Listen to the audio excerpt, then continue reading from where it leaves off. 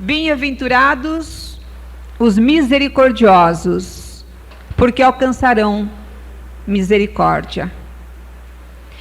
Misericordioso, nós vamos definindo, é essencialmente aquele que tem coração para os pequeninos, a que Jesus se refere no seu Evangelho. Aquele que tem coração para os pequeninos. Tudo o que fizerdes para o menor destes pequeninos, é a mim que o fareis. Tamanha é a preocupação crística de que o irmão maior deve servir o irmão menor, seja em que nível for, conforme veremos no nosso estudo. E ele próprio deu o exemplo, sendo o nosso irmão máximo, ele veio nos ajudar, nos instruir para alcançarmos a nossa liberdade espiritual. Então, misericordioso é aquele que ama, que compreende os fracos, os ignorantes, enfim, todos os necessitados de mente e alma. Olha, necessitados, melhor dizendo, do corpo, da mente e da alma, que compreende essas necessidades que André Luiz coloca como cada vez que nós demonstramos essa necessidade, nós estamos num momento de fraqueza, porque essa fraqueza nossa, quando nós temos uma necessidade, isso implica nenhuma fraqueza naquela área. E esse que compreende procura aliviar esses sofrimentos, não é? Então, essas foram as palavras de Jesus. Ele disse: eu vim para os doentes, os aflitos. Os sãos não precisam de médico. Muito bem.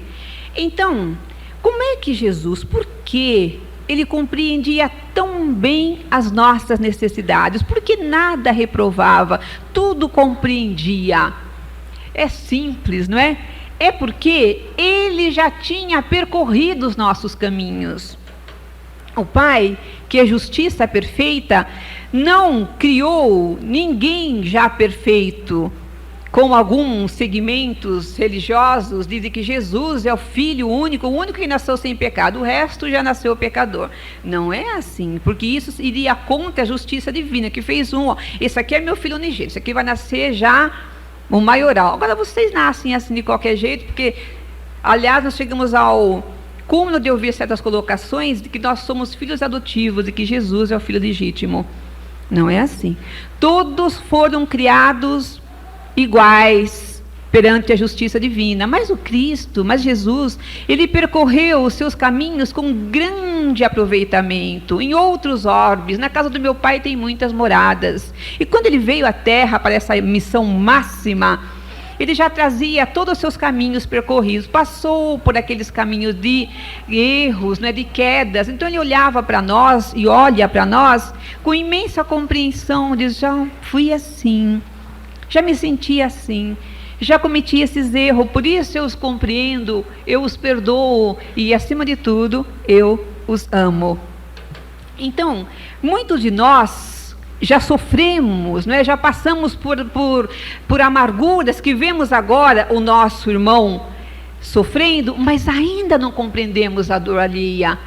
Apesar de sofrermos, ainda não compreendemos o nosso irmão quando ele está sofrendo, É porque ainda não somos consciência cósmica, ainda não somos consciência crística, E, portanto, nós vamos necessitar ainda de muitos sofrimentos, até que aquilo vá nos amaciar, nos preparar para olharmos para o nosso irmão e aquela dor nos comova o coração.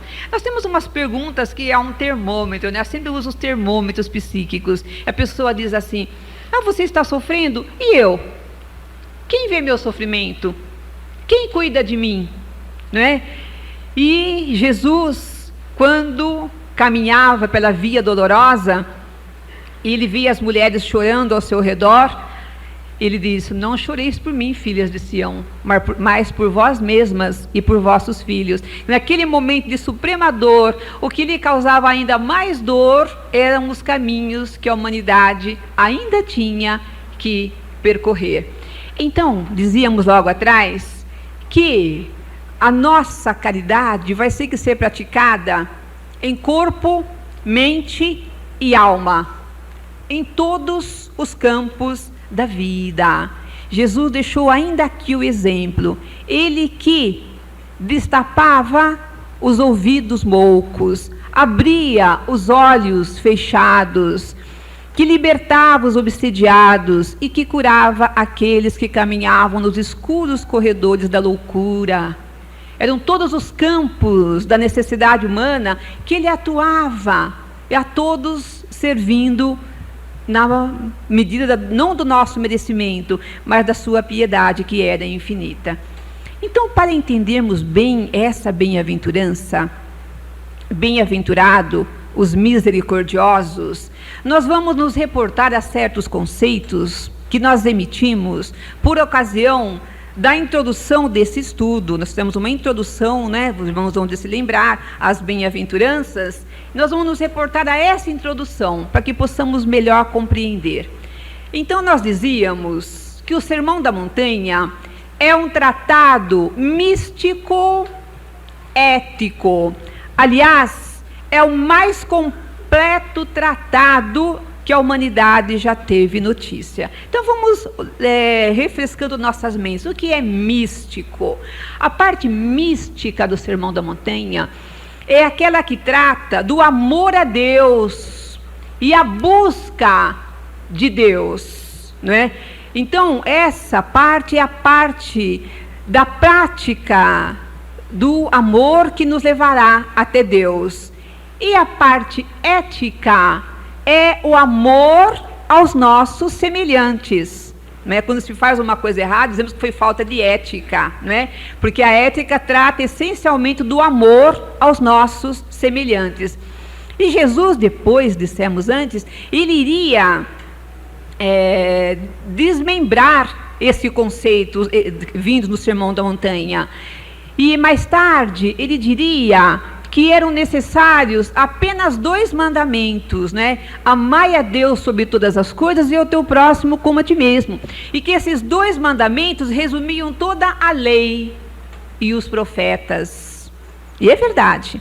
Dizia Gandhi que se todos os livros escritos pela humanidade se perdessem, mas que se salvasse o Sermão da Montanha, nada estaria perdido.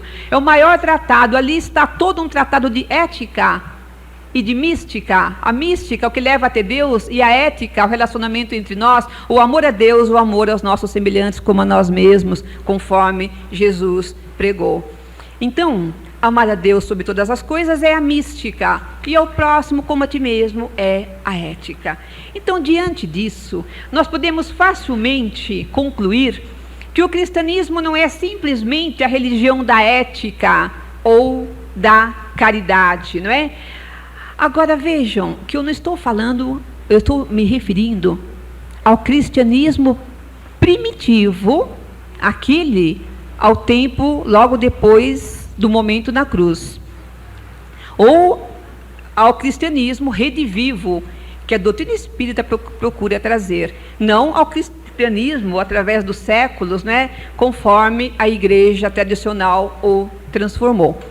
Então, o Sermão da Montanha é essencialmente místico na sua infinita verticalidade divina, onde lembrar aos irmãos que nós tomamos a cruz, que é o símbolo da redenção, como também uma representação do Sermão da Montanha. Então nós dizíamos que a cruz, no madeiro horizontal, estão as nossas necessidades humanas.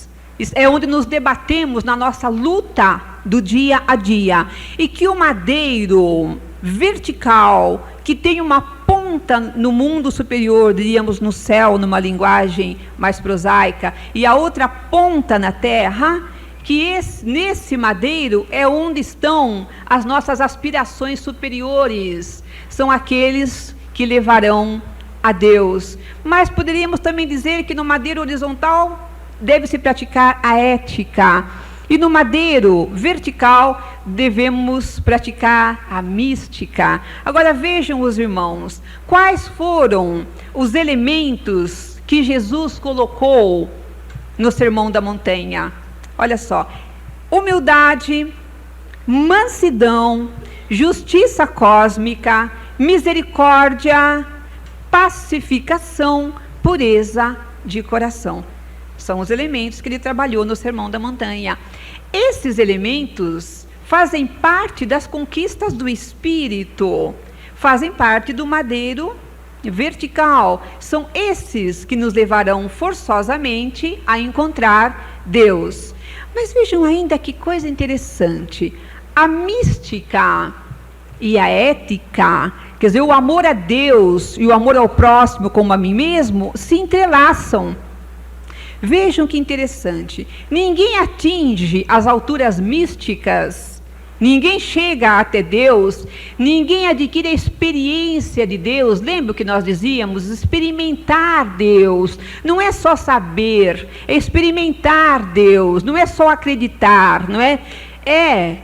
O que seria experimentar, saborear Deus? Sempre coloco um exemplo prosaico. Você pode ler uma enciclopédia sobre o sabor da laranja. Se você não provar da laranja, você nunca vai saber que gosto a laranja tem. Então, nós temos que saborear Deus, experimentar. E essa experimentação é pela vida diária, através do amor ao nosso próximo. Então ninguém atinge essa experiência de Deus se não se exaurir em caridades éticas para com os seus semelhantes. Tudo começa na prática da caridade, né? Jesus deixou também um exemplo quando nos narrou a belíssima parábola do bom samaritano, aquele que, encontrando seu irmão caído na estrada, cuidou dele. Ele dizia: vai tu e faz o mesmo. Era a parte suprema da ética na ajuda ao nosso próximo. E o Evangelho tem uma frase muito verdadeira, muito profunda, que só um certo conhecimento nos leva a entendê-la, quando ele diz assim: o sangue resgata o espírito e o corpo resgata o homem da matéria. Pode parecer estranho, o sangue resgata o espírito? Mas o sangue é a matéria. A matéria, eu me lembro, diziam os mais velhos, quando eu era muito jovem, que comecei na doutrina, diziam: nós somos vermes medonhos, né? Nós somos podridão. E eu sempre brinco, porque eu não sei porque naquele tempo eu era jovem e bela, e eu não achava que eu era um verme, não é? Mas, na verdade, hoje, não tão jovem, não tão bela, continuo achando que eu não sou um verme. Está lá no Evangelho. Porque o sangue resgata o espírito. Como é que o sangue resgata o espírito? Porque é na prática da caridade, é na vida diária, na vida, na vivência com o nosso irmão, que nós subimos até Deus, não é? São verdades eternas também deixadas por Jesus. Mas muito bem, prossigamos mais um pouquinho na nossa análise. O homem meramente, simplesmente material, o homem profano, é ruidosamente social, não é? É lógico, ele vive para a matéria. Não é aquele homem que gosta de estar numa festa, um copo numa mão, um cigarro na outra, rindo alto. Ele é ruidosamente social, ele vive a vida da matéria. O homem místico é silenciosamente solitário.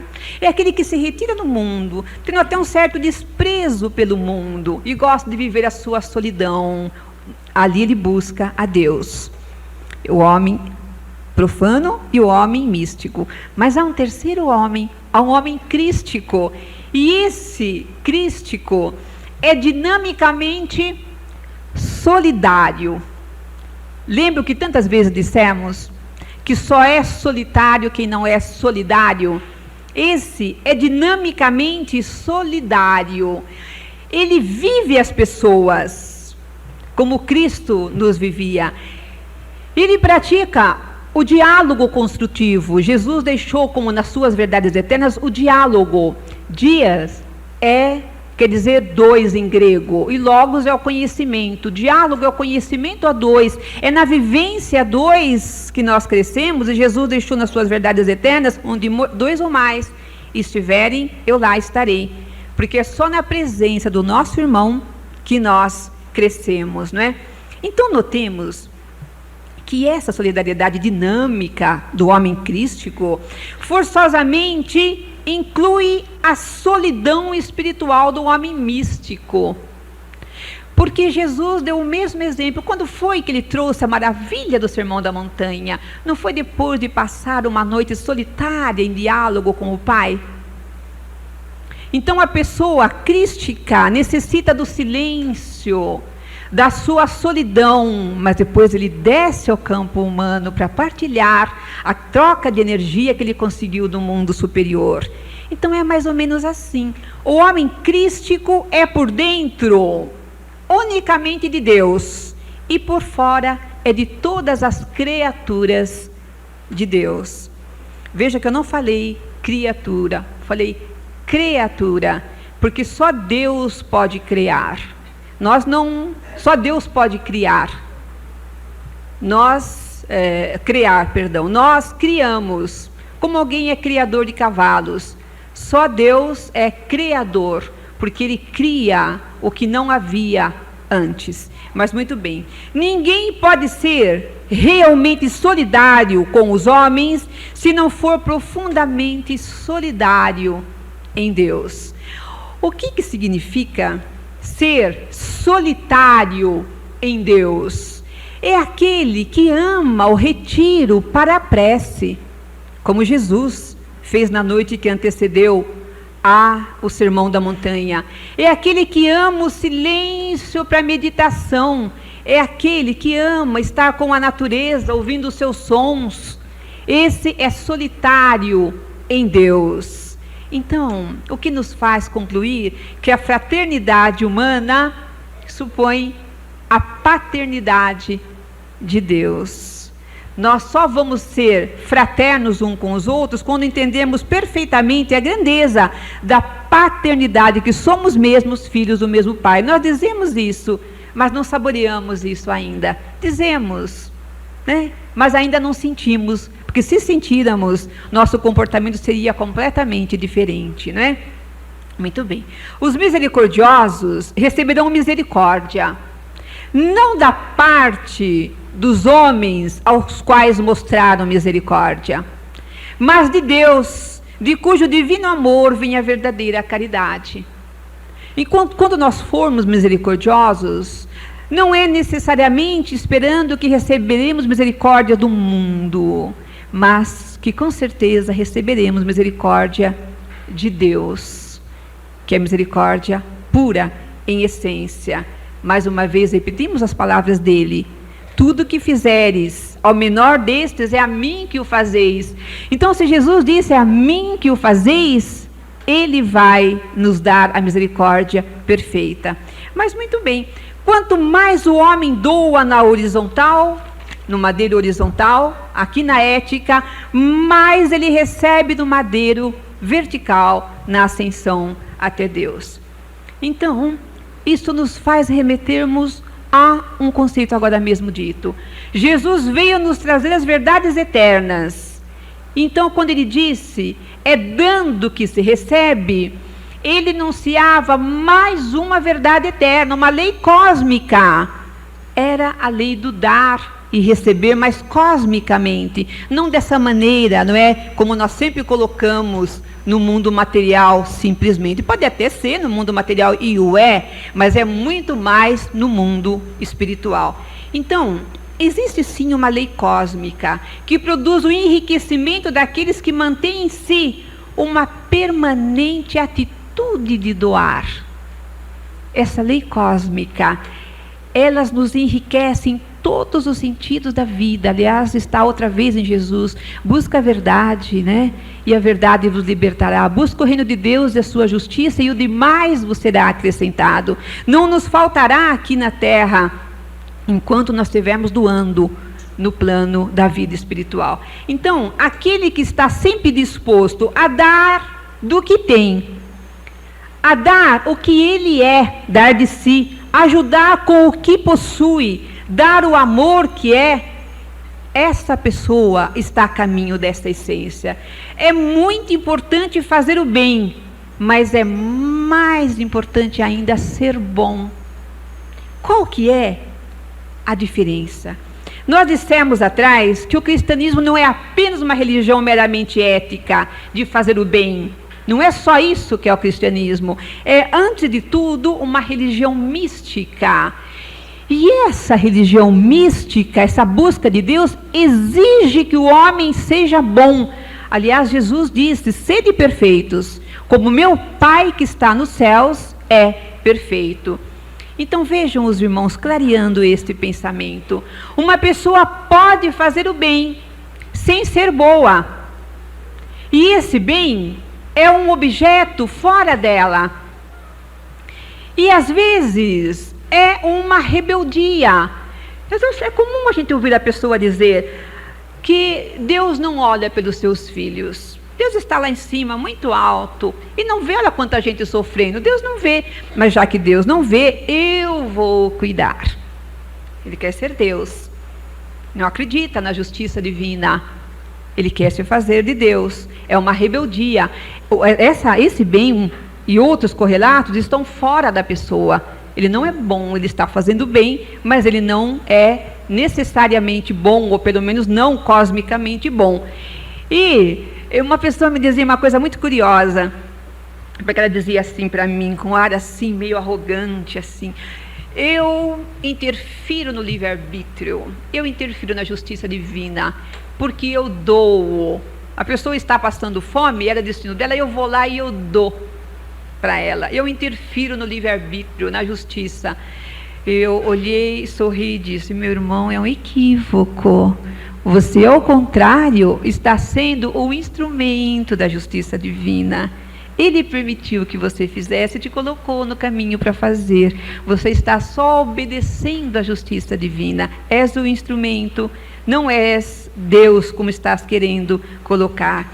Então, ninguém pode ser bom, dizíamos, ninguém pode ser bom sem caminhar antes nessa estrada de fazer o bem. Mas, vejam os irmãos, a bondade produz a caridade, não é? É por praticar o bem que nós somos caridosos. Se assim não for, é porque aquela bondade que a pessoa tinha era uma bondade falsa, era uma aparência de bondade, mas não era bondade, era mais orgulho, era mais rebeldia, como acabamos de colocar. Mais uma vez, Jesus: a árvore boa produz bons frutos, o homem bom tira o bom tesouro do seu coração. Então, para fazer o bem em excelência, é necessário ser bom. Enquanto não formos bons, poderemos até praticar bons atos. E é bom, é muito bom, porque estaremos treinando.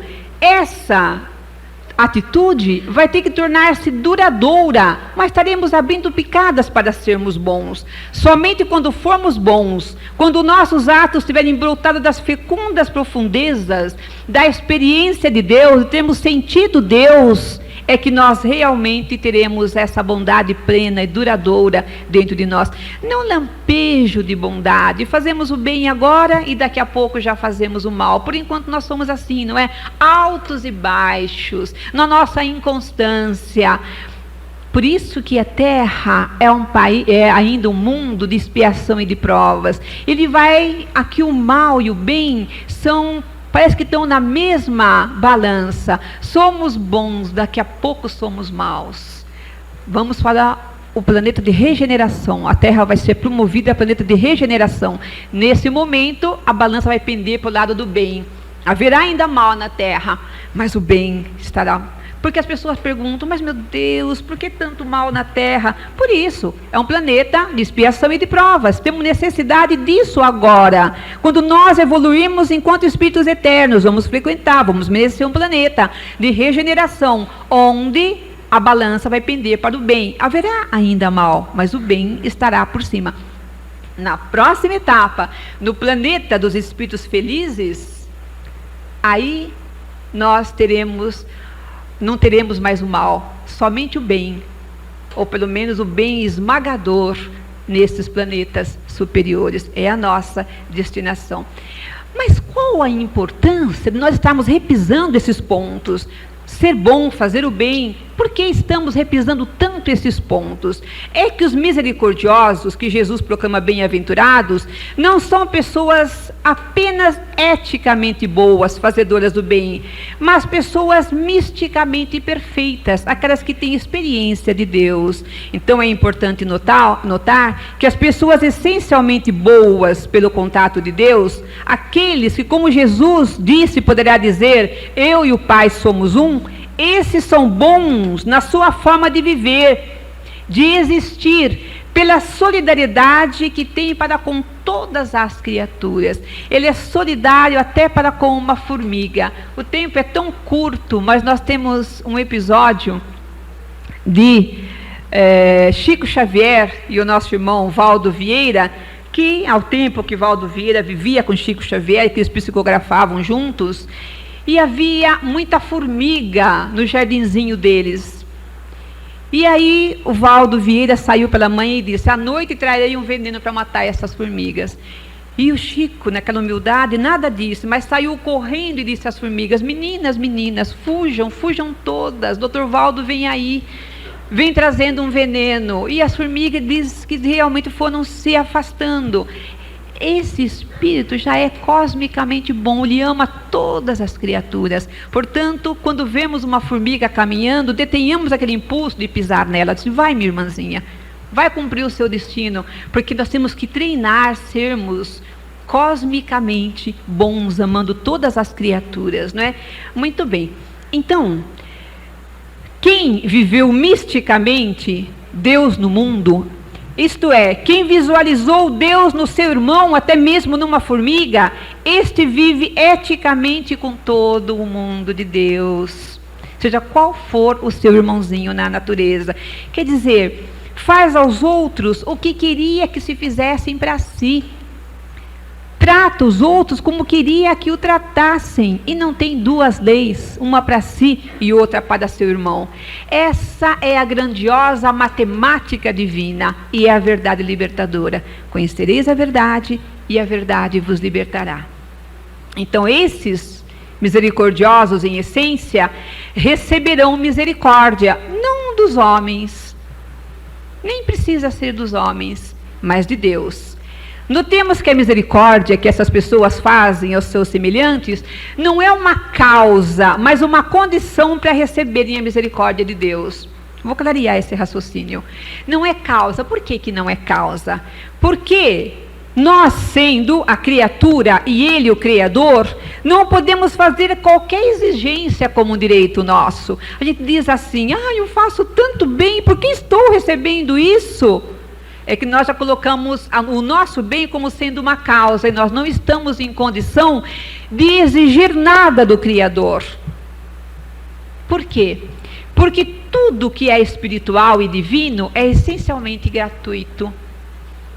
De graça, pois que Deus é a graça. Lembra quando falamos dos atributos de Deus?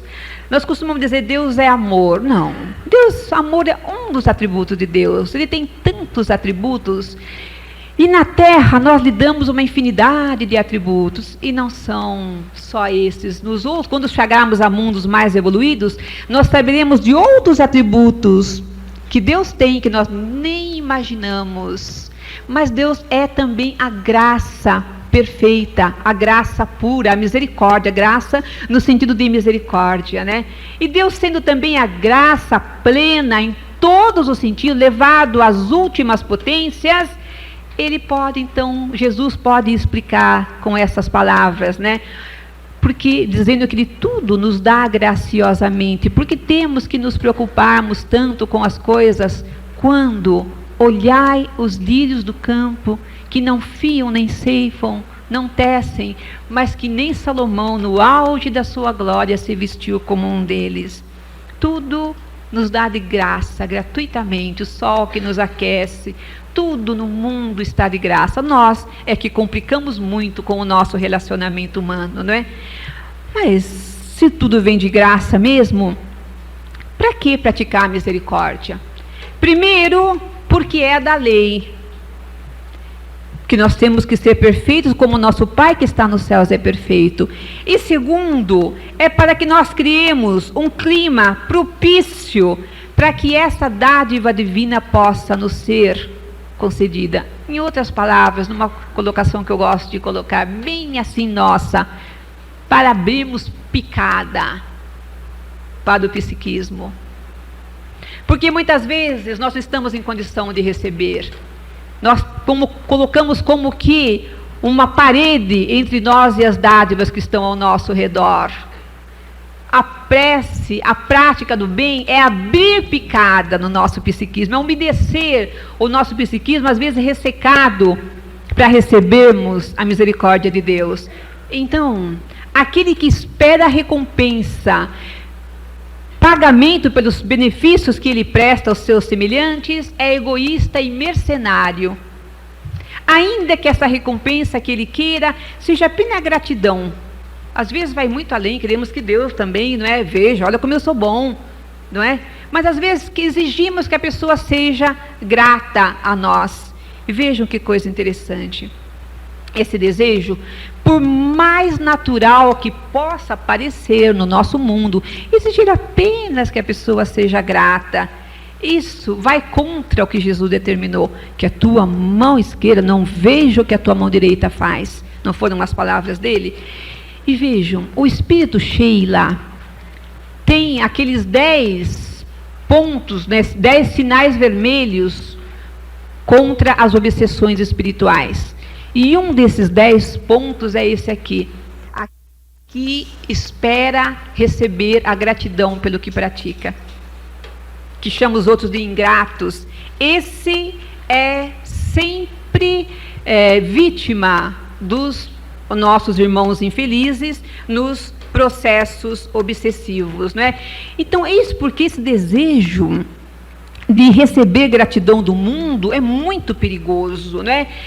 E tão perigoso que representa uma prisão, e uma prisão sutil, já que justificada, não é? Mas eu fui bom, só queria que fosse grato comigo, não é? E como isso parece justificado no nosso mundo, na nossa visão pequenina, ela é uma prisão, porque nos prende tantas vezes nas malhas obsessoras, não é? É claro que o beneficiário tem obrigação de ser grato, mas o benfeitor não tem o direito de exigir, nem de esperar a gratidão.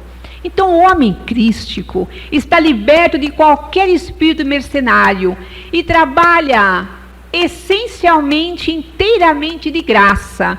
Aliás, nós sempre dizemos do privilégio de fazer alguma coisa sem receber. Da alegria infinita de algum trabalho, seja em nível social, familiar, aqui na casa espírita, o privilégio de fazer um trabalho sem precisar receber. É um pequenino passo na direção da consciência cósmica. Esse trabalha por amor à missão que lhe foi confiada, por ter fé, por ser fiel aos objetivos de vida que ele trouxe antes de reencarnar. Ele disse, eu vou realizar tais tarefas. E ele está sendo fiel, é por isso que ele trabalha. Ele sabe que é embaixador de Deus nesse mundo, que o será em outros mundos também, se for fiel aos seus objetivos. Eis porque trabalha sempre com alegria e boa vontade, dando todo o seu empenho, toda a sua vida, sem esperar aplauso, e põe o mesmo fervor nas pequenas como nas grandes coisas. Como ele não espera pagamento de ninguém, como ele está tentando aprender de Deus, que ele é graça plena, então ele não se exalta com os louvores, também não se deprime, nem cai com as ingratidões, com as censuras, com os apupos. Ele já se libertou definitivamente de todas as escravidões do homem materialista, do homem velho, e já se revestiu com a luminosa vestimenta do homem novo. Este finalmente alcançou a gloriosa liberdade dos filhos de Deus, de que o Evangelho fala. Nunca mais será vítima de perturbações, pois não vive mais na prisão. Este libertou a si mesmo. E a sua carta de alforria vem resumida, ou se você quiser, o seu diploma crístico, nas palavras de Roden vem assim resumida nas seguintes palavras: quando tiverdes feito tudo o que deveríeis fazer, dizei como o Cristo: somos servos inúteis, cumprimos apenas a nossa obrigação, nenhuma recompensa merecemos por isso. Estes são os misericordiosos que alcançarão misericórdia. Estes são os bem-aventurados de Jesus. Vamos orar.